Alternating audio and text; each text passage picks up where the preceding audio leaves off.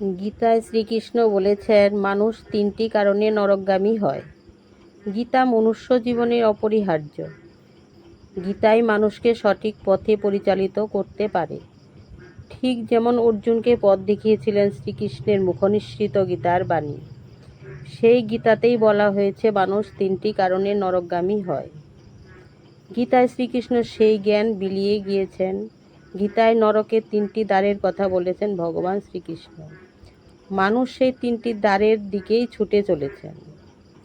গীতা অনুসরণ করে চললে মানুষের জীবনে অনেক অগ্রগতি হবে। তারা কোনোভাবেই নরকের তিন দ্বারের দিকে যাবেন না। গীতায় শ্রীকৃষ্ণ সেই শিক্ষাই প্রদান করে গেছেন।